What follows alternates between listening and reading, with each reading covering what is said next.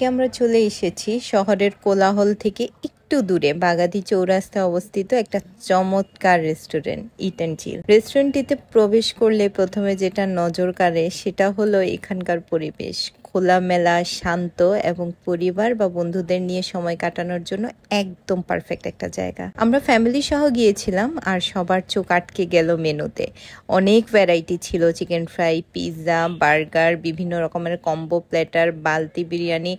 কিন্তু আমরা অর্ডার করেছিলাম আমাদের ফেভারিট চিজি পিৎজা আর কম্বো প্ল্যাটার। কম্বো প্ল্যাটারে ছিল দুজনের জন্য পর্যাপ্ত খাবার, দুজনের জন্য fried rice, chicken fry, potato wedges, spicy wings আর চিকেন কারি। খাবারের মান ছিল এক কথায় দুর্দান্ত, টেস্টও দারুণ আর প্রাইসও ছিল রিজনেবল। আমার পুরোপুরি প্রাইসটা মনে নাই এক্সাক্ট, কিন্তু একসাথে যখন বিল আসছিল তখন পিৎজা, চিকেন ফ্রাই আমরা এক্সট্রা অর্ডার করেছিলাম 2টা এবং 2টা কম্বো প্ল্যাটার। অর্ডার করার পরে প্রাইস আসছিল 1200 টাকা। খাবারের স্বাদ ছিল চমৎকার, পরিমাণ ও প্রাইস দুটোই ছিল সন্তোষজনক। পুরো অভিজ্ঞতা ছিল দারুণ। যারা এখনো যাননি, ইট অ্যান্ড চিল হতে পারে আপনার পরবর্তী আড্ডার সেরা গন্তব্য।